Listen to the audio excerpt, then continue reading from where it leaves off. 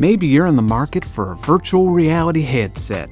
Or maybe you just got a Meta Quest 3 for Christmas. Or maybe you woke up this morning and thought to yourself, I really want to check out the metaverse. And do know that if you did, you are the first person in history to do so. If you fit into any of these categories, you may have asked yourself the question, can I make music in VR yet? 3 years ago, I asked myself the same question and spent a few weeks trying to find out the answer. What pasta added? And that answer was not really no. But now we have way more powerful headsets in the same price range, and they have advanced hand tracking and pass-through, and most importantly, many of the promising alpha and beta apps that I tested out 3 years ago are now finished products that you can buy in the Meta Store. So now as we run headfirst into 2024, what does music making in VR look like? Go ahead, strike the sausage.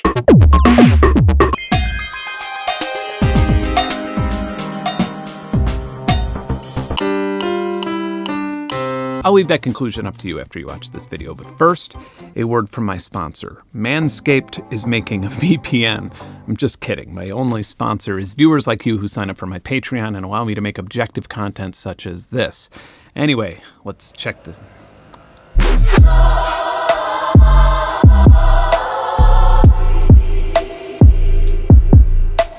I am making a video here that relies on Meta's platform, and it is worth talking about this for a quick moment.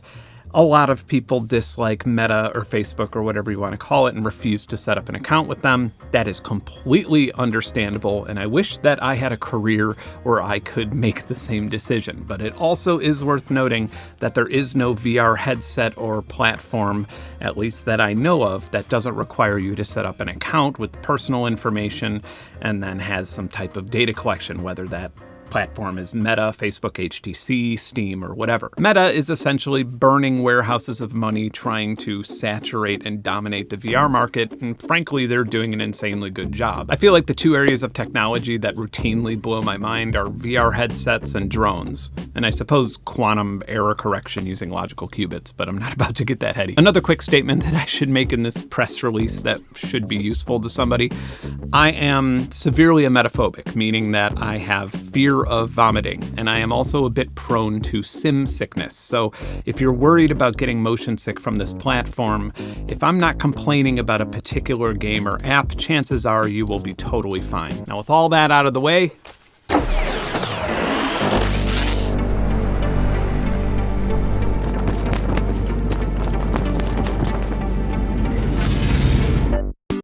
are you fucking kidding me? I swear I paid for this app.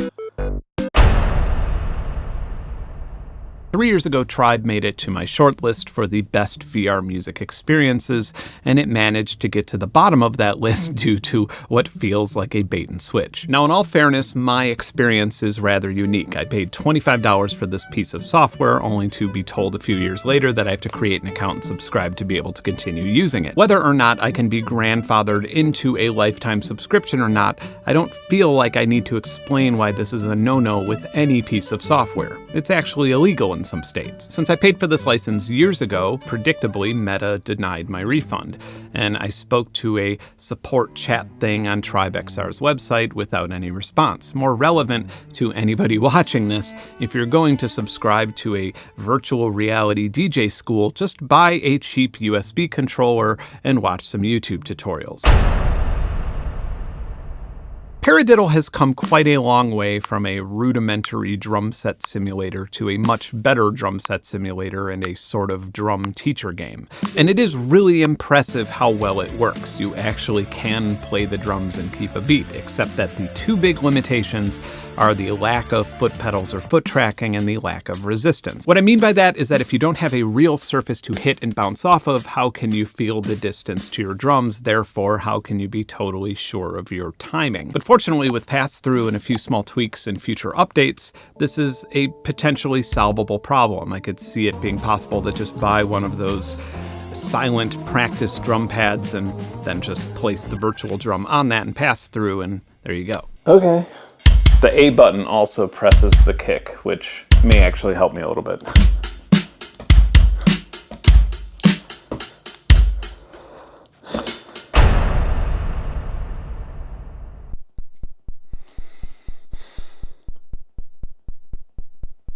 Okay.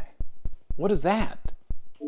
Oh, God, that made me feel so ill. Patchworld was an absolute nightmare until I rebooted and tried it again, and I'm really glad that I did that. Then I think I at least started to understand the vision. Well, no, I don't understand the vision because it's really weird.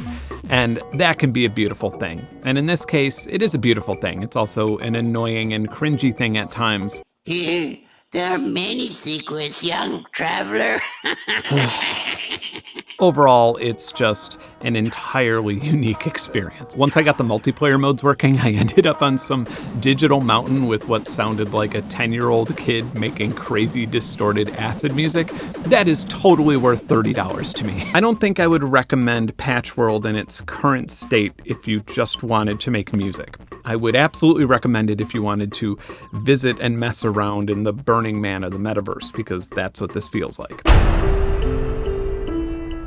Pianovision is like an obvious selling point for VR and such an obvious use for pass-through technology and hand tracking, but it also feels like it was rushed into the store to be first. The sounds are meh, the songs are meh, the tracking is meh. Wow, that's inspiring stuff. And I don't know, it seemed like such a brilliant idea until I actually tried it, and then to me at least it seemed like a step back from just putting stickers on your piano keys with the notes written on them. Nothing is in alphabetical order.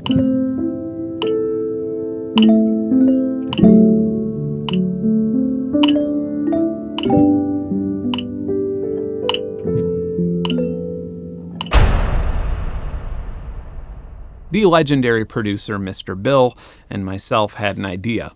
Virtuoso can sync to Ableton Link. We'd put on some Meta Quest 3 headsets, link up Virtuoso sessions with Ableton Link, and make some music together in VR. I feel like I made my organ too big and now it's impossible to make it small again. I wish I had that problem. I feel like I would need like headphones into your session to understand what's happening. It's like... Yeah, I just sort of recorded my looper and then saved it. Let's go to the show, the theater, hey baby. Let's go to the show, the theater. Hey. There's like a wave editor. I did not realize that. That wasn't a good idea. Now, after a bunch of troubleshooting, it did work. It's just that it was a garbage idea on my part, because I can't really hear what Mr. Bill was hearing, and Mr. Bill couldn't really hear what I was hearing, and so we just ended up just making our own songs on separate headsets. I probably should have had the foresight to predict that surprising outcome. However, if you are a musician and you have Ableton, you can use Virtuoso with Ableton Link with your own pre-existing session with the music on Ableton. That works just fine. Despite that rough start, I feel like I was able to spend more time in Virtuoso than any other VR music making app. And I suppose that shouldn't surprise me. I felt the exact same way 3 years ago, long before Virtuoso was out of alpha or for sale on the Quest store. It's pretty well thought out. We could resize things. And so if we wanted to bring one of these out, I think we can, yeah, so. Then we could tempo sync all of this stuff. Open up a quick looper here, and I'll put that right there. Got a BPM happening in the haptic feedback of our hands.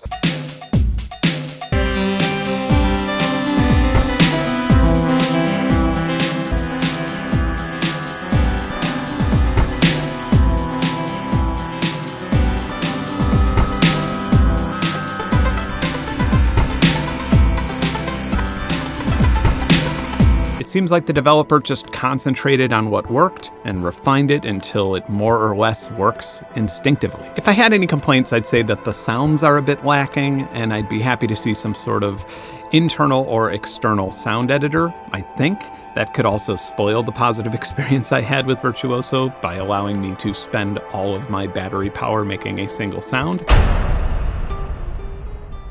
Korg Gadget is a pretty fun portable DAW for iPad, Nintendo Switch, and I believe that the sounds are even available as VST plugins.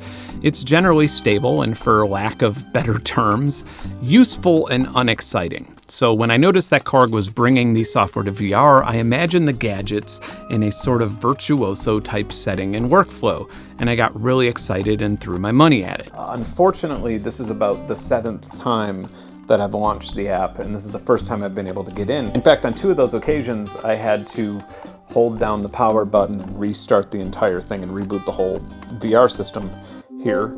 Oh, there it goes. So I can't move any of my surroundings around me. So I guess like the ideal place to use this would be like an empty yoga studio or something. I'm just using my imagination here, but it really seems like some higher up at Korg demanded that they make a VR app by the next week, or wouldn't take no for an answer. Or maybe a third-party company was like, hey, we can make a VR app, and then did, and then just totally shit the bed. I have so many questions about why this is even a thing, given that the obviously incredibly shit experience will be a lot of people's first experience with the Korg brand.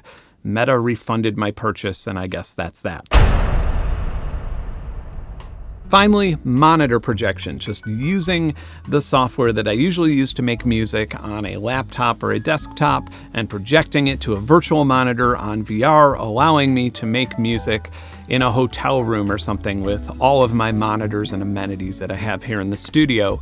That just isn't a thing. It is a thing on paper. It is a thing in the MetaQuest store. It is a thing that actually functionally works very well, impressively almost. But the problem is that VR is just not comfortable enough to spend an extended period of time in doing something monotonous like programming a beat or adjusting reverb. Now, when zombies are busting down my walls or somebody's shooting at me or I'm in a tennis match, it's very easy to forget that I'm wearing a VR headset, but I just feel like monitor projection is going to be lumped in with using the Netflix app on MetaQuest. You'll go, wow, I could watch a movie in a virtual movie theater, and then you'll turn it off and watch it on your TV. Okay, so if you've watched this video this far, it's probably not surprising if I say that there currently is no serious music production software for the MetaQuest, and probably not for any other VR headset or platform. However, and this is probably an important fact for VR in general, what I learned this time around is that this isn't due to the lack of ingenuity from software or game developers, much to the contrary. It's just that wearing a heavy headset and looking into a world of artificially illuminated pixels and then using either clunky hand tracking or wands is just a gimmicky way to make music or to express yourself creatively. But with that being said, I'm not really complaining because it's also incredible. It's fun, it's new, it's relatively affordable, it's probably worth the money for a lot of people, and it can even be inspiring. But is it an alternative to a real recording studio?